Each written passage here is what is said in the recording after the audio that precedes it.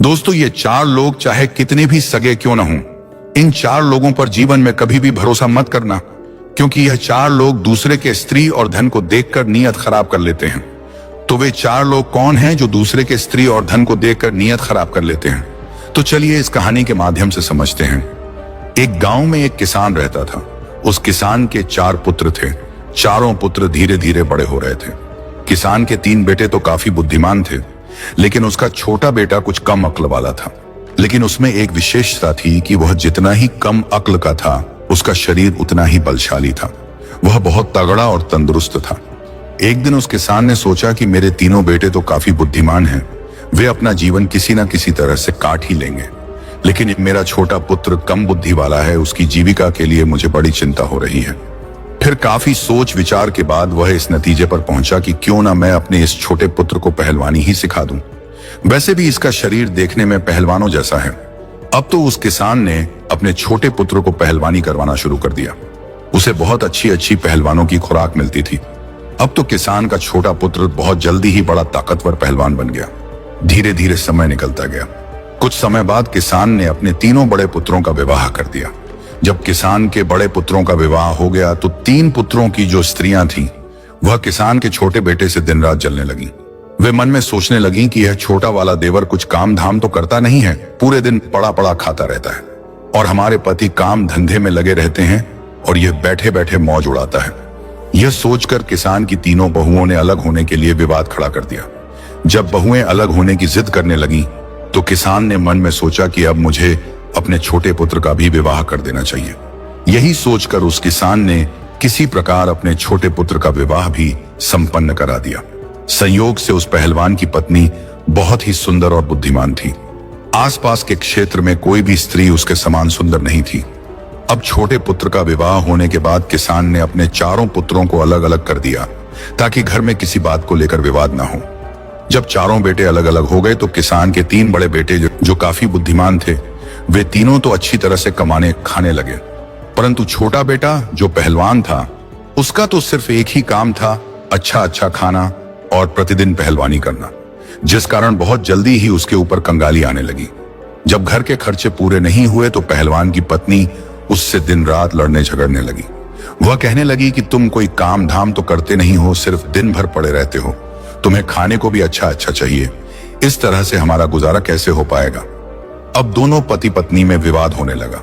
चूंकि पहलवान की पत्नी काफी बुद्धिमान थी, इसलिए उसने कुछ सोच विचार कर एक दिन अपने पति से कहा कि तुम इस देश के राजा के पास जाओ और राजा से कहना कि मुझे नौकरी दे दो। पहलवान कहने लगा कि यह तुम क्या कह रही हो, मैं तो कोई काम ही नहीं जानता हूं, केवल कुश्ती लड़ सकता हूं और भोजन कर सकता हूं, इसके अलावा और कोई काम तो मुझे आता ही नहीं, तो राजा के यहाँ मुझे नौकरी कैसे मिलेगी, और किसी प्रकार अगर मिल भी गई तो मैं वहां क्या काम करूंगा। तब पहलवान की पत्नी कहने लगी कि वह सब तुम मुझ पर छोड़ दो, मैं जैसा कहती हूं वैसा ही करो। तुम महाराज के पास जाओ और महाराज से कहना कि मुझे लखटकिया की नौकरी चाहिए, और यह बिल्कुल भी मत बताना कि मुझे कुछ नहीं आता। पहलवान की पत्नी पहलवान को समझा बुझाकर महाराज के पास भेज देती है। पहलवान उदास मन से राजा के दरबार की ओर चल देता है। जब वह राजा के दरबार में पहुंचा तो महाराज ने देखा कि बहुत हट्टा कट्टा बलवान पहलवानों जैसा शरीर वाला एक आदमी मेरे दरबार में आया है। महाराज ने उसे देखकर उससे पूछा कि आप किस लिए आए हैं? तो वह कहने लगा कि महाराज मुझे नौकरी चाहिए। राजा ने कहा, अच्छा ठीक है, लेकिन पहले आप हमें यह बताओ कि आप करोगे क्या, आप क्या काम कर सकते हो।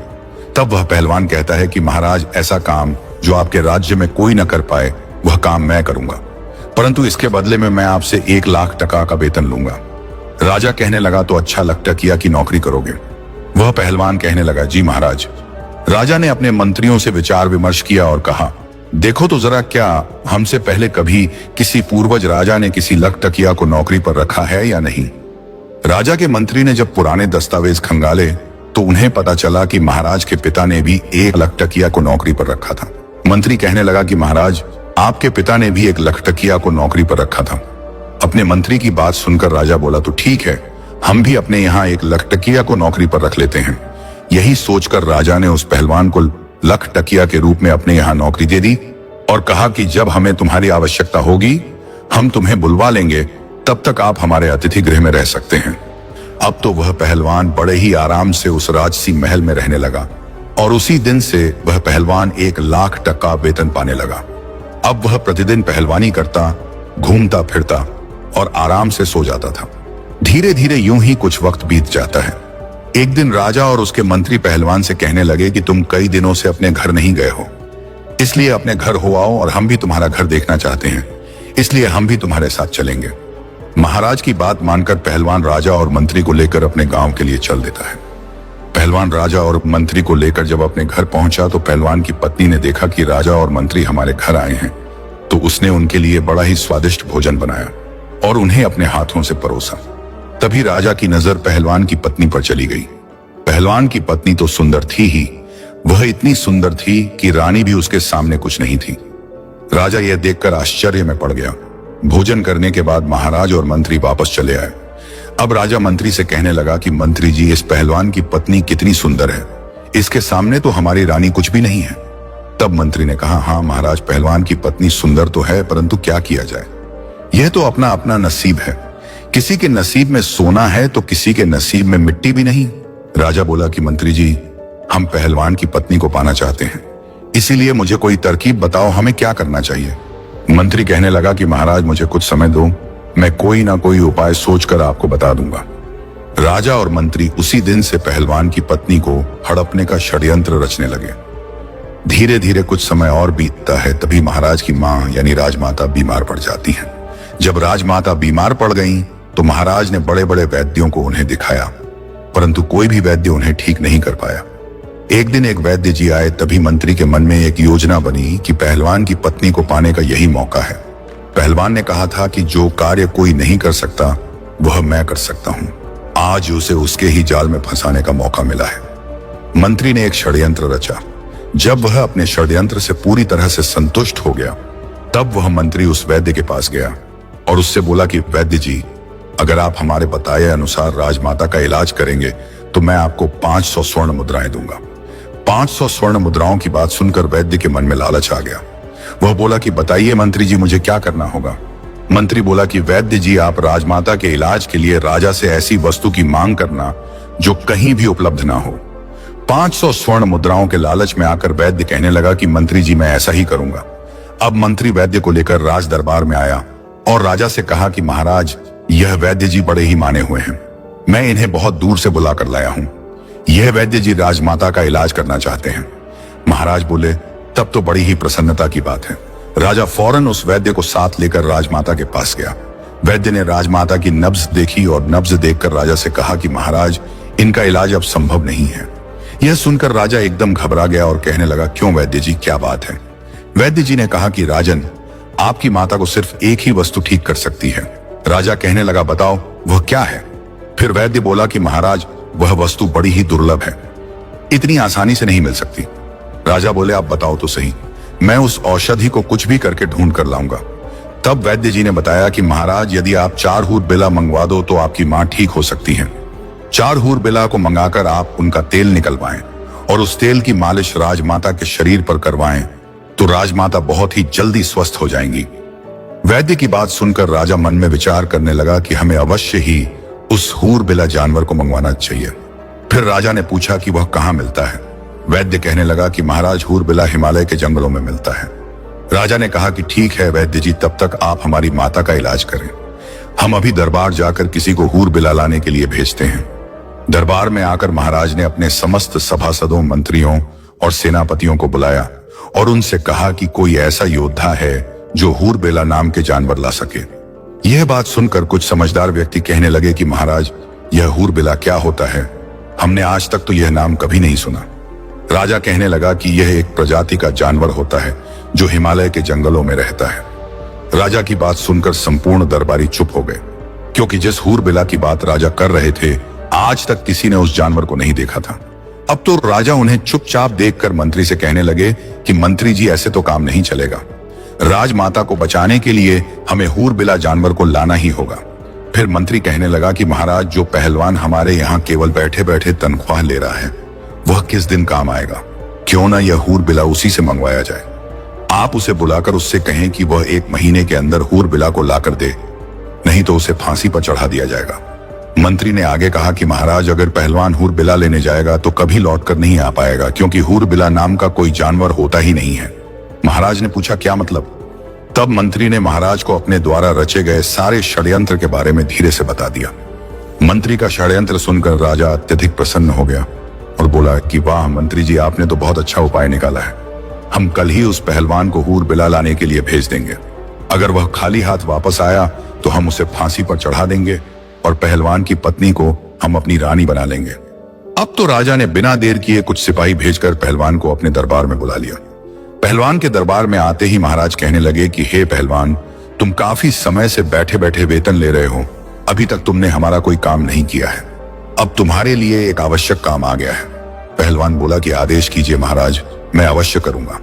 तब राजा कहता है कि हमें 4 हूर बिला जानवरों की जरूरत है, उनका तेल निकलवाना है और तेल निकलवा कर राजमाता के शरीर पर मालिश करवानी है, जिससे उनकी बीमारी दूर हो सके।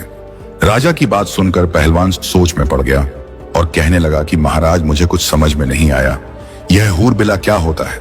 राजा ने कहा, हम भी नहीं जानते, लेकिन यह काम सिर्फ तुम ही कर सकते हो, इसलिए हमने इस कार्य के लिए तुम्हें ही चुना है। काफी सोच विचार के बाद पहलवान कहने लगा कि ठीक है महाराज, आप मुझे कुछ समय दीजिए। तब महाराज बोले कि मैं आपको 1 महीने का समय देता हूं। यदि आप 1 महीने में 4 हूर बिला नहीं ला पाए तो आपको फांसी पर चढ़ा दिया जाएगा। पहलवान महाराज की बात सुनकर घबरा जाता है और महाराज के आदेश का पालन करने के लिए हिमालय की ओर चल देता है। रास्ते में वह सोचता है कि हमने तो कभी इस जानवर के बारे में नहीं सुना, ना ही कभी देखा है। शायद मेरी पत्नी को इस बारे में जानकारी हो, इसलिए हूर बिला को ढूंढने से पहले मुझे अपनी पत्नी से मिल लेना चाहिए। अब तो इस समस्या का वही कोई हल बता सकती है। यही सोचकर वह सीधा अपने घर लौट आता है और अपनी पत्नी को सारी बात बताता है।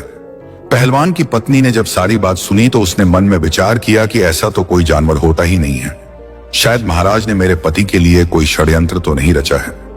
बहुत सोच विचार करने के बाद वह बोली कि ठीक है, तुम्हें महाराज ने 1 माह का समय दिया है।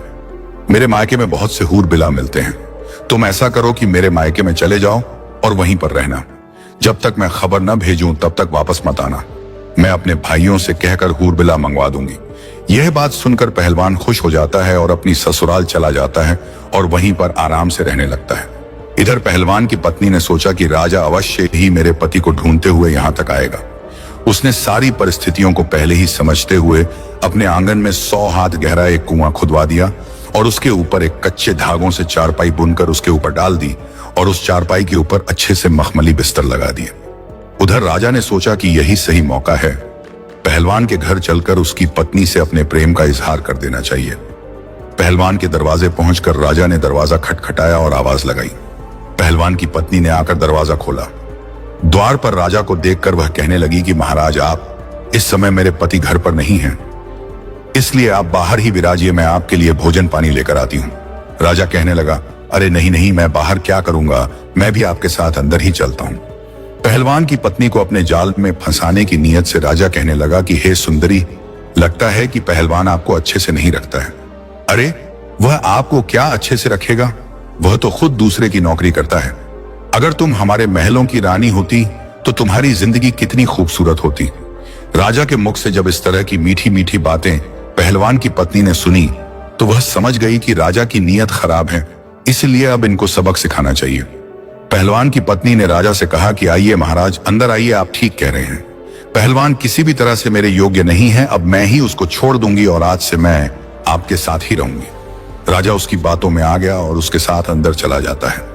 घर के आंगन में पहलवान की पत्नी ने जो कच्चे सूत का पलंग बनाकर कुएं के ऊपर बिछा रखा था और उसके ऊपर मखमल की चादर बिछा रखी थी, उसी चारपाई की ओर इशारा करते हुए पहलवान की पत्नी ने राजा से कहा कि महाराज, आप इस चारपाई पर बैठिए, मैं अभी आई। जैसे ही राजा उस चारपाई पर बैठता है तो कच्चे धागे से बुनी हुई चारपाई टूट जाती है और राजा सीधे उस कुएं में गिर जाता है और उसको बहुत चोटें आ जाती हैं। महाराज के कुएं में गिरते ही पहलवान की पत्नी जोर जोर से हंसने लगती है और कहती है कि महाराज, अब आप इस कुएं के अंदर ही अपना राजपाट चलाइए। यह सुनकर महाराज सोचने लगे कि यह क्या हुआ, अब तो मैं फंस गया। इधर महाराज नीचे गिर जाते हैं और उधर पहलवान बड़े आराम से अपनी ससुराल में रहकर समय गुजार रहा था। जब 3-4 दिन हो गए और राजा जब अपने दरबार में नहीं पहुंचा तो मंत्री विचार करने लगा कि महाराज को क्या हुआ।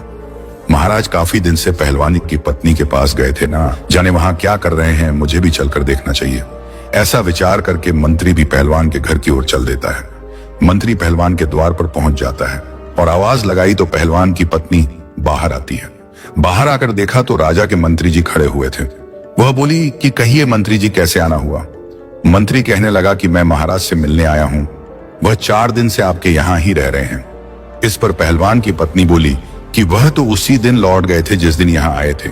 यह सुनकर मंत्री सोचता है कि अच्छा हुआ महाराज यहाँ नहीं है, अब मैं इससे अपने दिल की बात कह दूंगा। यह सोचकर मंत्री कहने लगा कि मैं इसलिए आया हूं कि मैं तुमको बता दूं कि देखो, पहलवान तो अब मर ही जाएगा, वह जीवित नहीं रहेगा क्योंकि वह हिमालय के जंगलों में गया है और तुम कहां अकेली यहां रहोगी, इसीलिए तुम मेरे साथ चलो, मैं आपको महाराज के महल में लेकर चलूंगा। पहलवान की पत्नी ने जब मंत्री की बात सुनी तो वह मंत्री जी के इरादे समझ गई। उसने फिर से दिमाग से काम लिया और कहने लगी कि आप मेरे साथ आइए। इस प्रकार पहलवान की पत्नी मंत्री को बुलाकर अंदर ले गई और उसी खाट पर मंत्री को बैठने को कहा जिस पर कच्चा सूत लगा हुआ था। मंत्री जैसे ही खाट पर बैठा तो वह एकदम से कुएं के अंदर गिर पड़ा और सीधा राजा के ऊपर जा गिरा।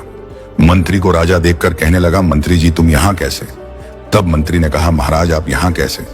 राजा ने जवाब दिया कि मैं पहलवान की पत्नी की खुशामद में हूं, अब तू भी आ गया है तो और भी अच्छा हुआ। इस प्रकार राजा और मंत्री कुएं के अंदर फंस जाते हैं। 2-4 दिन बीतने पर राजा के सेनापति ने विचार किया कि राजा को ढूंढने के लिए मंत्री भी पहलवान के घर गया था, वह भी लौटकर अभी तक नहीं आया, मुझे भी चलकर देखना चाहिए कि उनके साथ आखिर क्या हुआ है। वह पहलवान की पत्नी के पास ही तो नहीं रुक गए, ना जाने दोनों वहां क्या कर रहे हैं। यह विचार करके सेनापति भी पहलवान के घर की ओर चल देता है। सेनापति जब शाम होने पर पहलवान के घर पहुंचता है तो वह भी पहलवान की पत्नी के सुंदर रूप को देखकर अपनी नीयत खराब कर लेता है। पहलवान की पत्नी सेनापति को भी अपने घर के अंदर ले गई और उसी खाट पर बिठाया। जैसे ही सेनापति खाट पर बैठा तो वह भी नीचे कुएं में गिर गया, जहां राजा और मंत्री तो पहले से ही पड़े हुए थे। जब राजा और मंत्री ने सेनापति को देखा तो कहने लगे, सेनापति तुम भी यहां आ गए। सेनापति बोला, अरे महाराज आप भी यही हैं, मैं आपको ही तो ढूंढने आया था। राजा बोला, तुमने मुझे ढूंढ लिया, अब पड़े रहो इसी में। वे सोचने लगे कि कहां फंस गए, वह तो पहलवान की पत्नी को लेने आए थे और उल्टे उनकी ही जान के लाले पड़ गए। अब एक दिन राजा के कोतवाल ने मन में विचार किया कि मैं भी चलकर देखता हूं कि महाराज, मंत्री और सेनापति जी अभी तक क्यों नहीं आए। जो भी पहलवान की पत्नी के पास जाता है वह लौटकर क्यों नहीं आता है, ना जाने ये लोग वहां क्या कर रहे हैं, मैं भी चलकर देखता हूं। यही विचार करके कोतवाल भी पहलवान के घर को चल देता है। कोतवाल भी उसी प्रकार उस कुएं में पहुंच जाता है जहां राजा, मंत्री और सेनापति पहले से ही विराजमान थे। यह देखकर राजा कहने लगा कि कोतवाल जी आप भी यहां आ गए। कोतवाल ने भी पूछा कि राजा साहब आप यहां क्या कर रहे हैं? राजा बोला कि वही कर रहा हूं जो आप यहां करने आए थे, अब पड़े रहो इसी में। दोस्तों 100 हाथ गहरे कुएं में गिरने से सभी को बहुत चोटें आई थीं। कोई लंगड़ा हो गया था तो कोई लूला, किसी का चेहरा खराब हो गया था तो किसी की आंख। पहलवान की पत्नी रस्सी के सहारे थोड़ा बहुत भोजन व पानी भी उन लोगों तक पहुंचा दिया करती थी ताकि वे लोग जीवित रहें। इस प्रकार राजा और उसके साथियों को कुएं में पड़े पड़े लगभग 15 दिन बीत गए। अब तो वे चारों उस कुएं में पड़े पड़े बीमार पड़ने लगे। अब तो राजा मन में विचार करने लगा कि यहां से कैसे छूटा जाए। अब वे मन ही मन बहुत दुखी हो रहे थे। उन्होंने आपस में सलाह की कि किसी प्रकार पहलवान की पत्नी से गिड़गिड़ाकर माफी आदि मांगकर यहां से बाहर निकला जाए, बाद में हम इसे इसके किए की सजा अवश्य देंगे। यही सोचकर राजा ने पहलवान की पत्नी को आवाज लगाई और माफी मांगते हुए कहने लगा कि हमें माफ कर दो और हमें यहां से बाहर निकाल दो। पहलवान की पत्नी जानती थी कि अगर इनको यहां से ऐसे ही जाने दिया तो ये लोग अवश्य ही हमसे बदला लेने के बारे में सोचेंगे और हमारा जीना मुश्किल कर देंगे। इसीलिए उसने अपने मन में एक नई योजना बनाई और महाराज से कहा कि महाराज, मैं आप लोगों को बाहर निकाल तो दूंगी और राजमहल भी जाने दूंगी, लेकिन मेरी एक शर्त है कि जिस तरह मैं आप लोगों को यहां से भेजूंगी वैसे ही आप लोग यहां से जाएंगे। महाराज उसके साथी उसकी शर्त मानने को तैयार हो जाते हैं। तब पहलवान की पत्नी कहती है, तो ठीक है, आप 2 दिन का इंतजार और करिए, तीसरे दिन हम आपको आपके राजमहल तक स्वयं भिजवा देंगे। यह सुनकर राजा और उसके साथी बहुत खुश हो गए। इधर पहलवान की पत्नी ने अपने बच्चों एवं जेठ के बच्चों को आदेश दिया कि आप लोग कुछ पक्षियों के पंखों की व्यवस्था करो, चिड़िया, कबूतर, मोर और समस्त पक्षियों के ज्यादा से ज्यादा पंख लेकर आओ और एक कमरे में उन पंखों को भर दो। उसके और उसके तीनों जेठों के पुत्र छोटे छोटे बालक ही थे। उन्होंने 2 दिन में ही वह कमरा पंखों से भर दिया। जब तीसरा दिन हुआ तो पहलवान की पत्नी ने अपने और जेठ के पुत्रों को फिर बुलाया और उनसे कहा, आप 2 क्विंटल तारकोल की व्यवस्था करो। इस प्रकार से तारकोल की व्यवस्था की गई। फिर उसके बाद उसे गर्म किया गया। जब वह पतला हो गया तो उसे ठंडा करने रख दिया। ठंडा हो जाने पर उसे एक बड़ी कड़ाही में भर कर रख दिया। उसके बाद पहलवान की पत्नी ने अपने तीनों जेठों व सभी बच्चों की मदद से कुएं में एक मोटा सा रस्सा डालकर सबसे पहले महाराज को बाहर निकाला और महाराज से कहा कि आप इस कढ़ाई में भरे द्रव्य में डुबकी लगाओ और इसके बाद उस कमरे में जाकर लेट जाओ। राजा तो पहले से ही अधमरा हो चुका था, इसलिए उसने चुपचाप पहलवान की पत्नी की बात मानते हुए तारकोल भरी कढ़ाई में डुबकी लगाई और बगल वाले कमरे में जाकर लेट गया, जिस कमरे में पक्षियों के पंख भरे हुए थे। शरीर पर तारकोल होने के कारण जैसे ही वह पक्षियों के पंख वाले कमरे में लेटा तो उसके पूरे शरीर पर पंख ही पंख चिपक गए। इसी प्रकार एक एक करके चारों को कुएं से निकाला गया और तारकोल में स्नान कराया। उसके बाद पंख वाले कमरे में भेजकर उन्हें लिटाया गया। चारों तारकोल में डुबकी लगाने के कारण पहले से ही काले हो गए थे और अब तो उनके शरीर पर पक्षियों के पंख भी चिपक गए थे। अब वे एक अजीब प्राणी की तरह दिखने लगे थे। कुएं में गिरने के कारण वे पहले ही चोटिल हो गए थे और इतने दिनों तक कुएं में बंद रहने की वजह से उनका स्वास्थ्य भी खराब हो गया था, जिस कारण वह कोई प्रतिरोध करने की स्थिति में नहीं थे। लेकिन मन में सोच रहे थे कि एक बार यहां से छूटकर राजमहल तक पहुंच जाएं। इसके बाद इस पहलवान की पत्नी को ऐसा सबक सिखाएंगे कि जिंदगी भर याद रखेगी।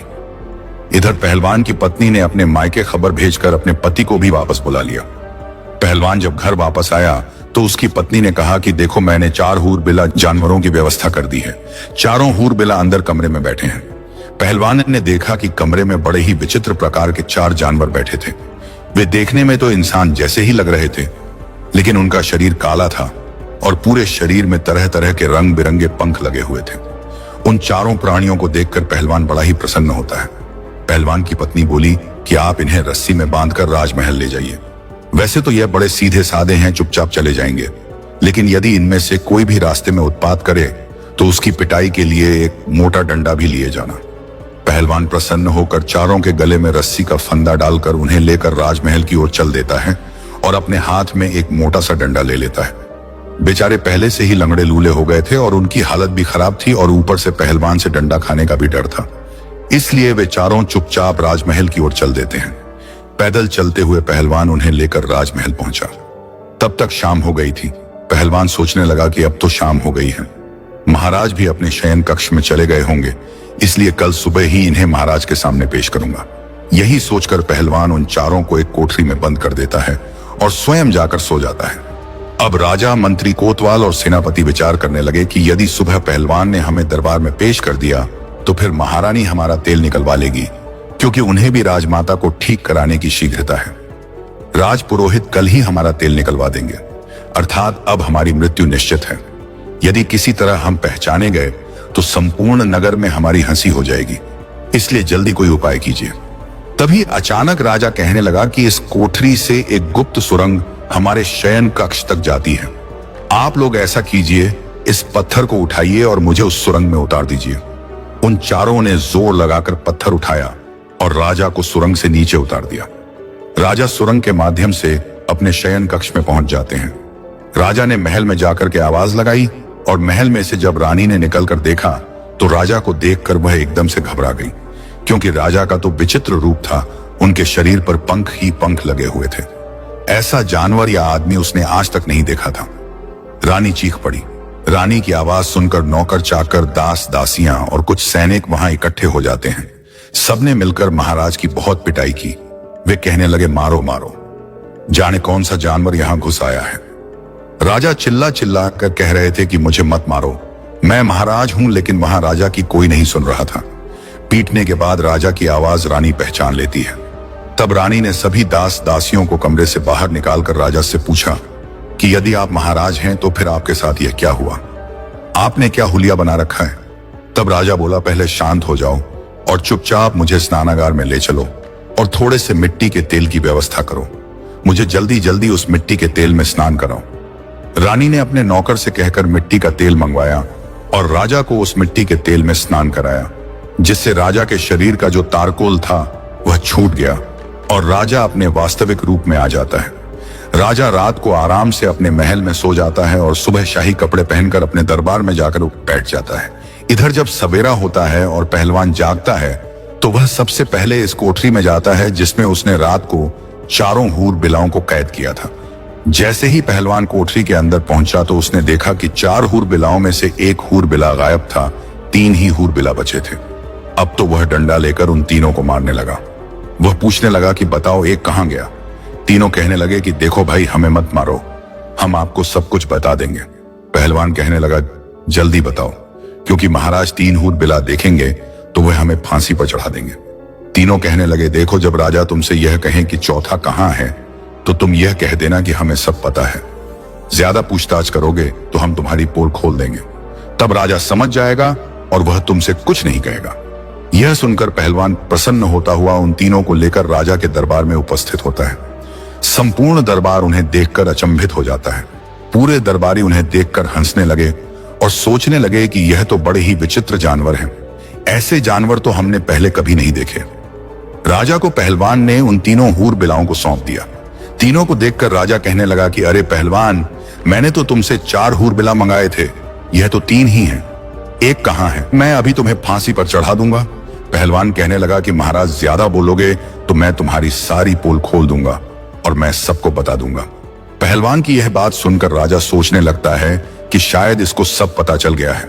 अगर इसने मेरी पोल खोल दी तो मैं कहीं मुंह दिखाने के लायक नहीं रहूंगा। राजा ने चुपचाप उन तीनों को ले लिया और चुपके से उन्हें उनके घर भेज दिया और कहा कि जल्दी जल्दी स्नान करके साफ सुथरे होकर वापस आ जाओ। वे तीनों अपने अपने घर गए और मिट्टी के तेल में स्नान करके साफ होते हैं। उसके बाद राजसी वस्त्र पहनकर अपने रूप में वापस आते हैं और दरबार की कार्रवाई स्थगित करते हुए चारों आपस में विचार करने लगे कि अगर हम पहलवान की पत्नी को पाने की इच्छा ना करते तो शायद हमारे साथ ऐसा नहीं हुआ होता। अब यह बात हम किसी को भी नहीं बता सकते। अगर हम लोग पहलवान और उसकी पत्नी से बदला लेने का प्रयास करते हैं तो भी यह बात महारानी को पता चल सकती है और पूरे नगर में भी फैल सकती है। इसलिए इस रहस्य को गुप्त ही रखना ठीक रहेगा। इस प्रकार उन्होंने पहलवान को कुछ नहीं कहा और पहलवान आनंद से राजा के यहाँ नौकरी करता रहा। दोस्तों, इस कहानी का उद्देश्य यह है कि दूसरे की स्त्री, दूसरे के धन के पीछे मत भागो। अगर भागोगे तो इसी तरह कायल होना पड़ेगा।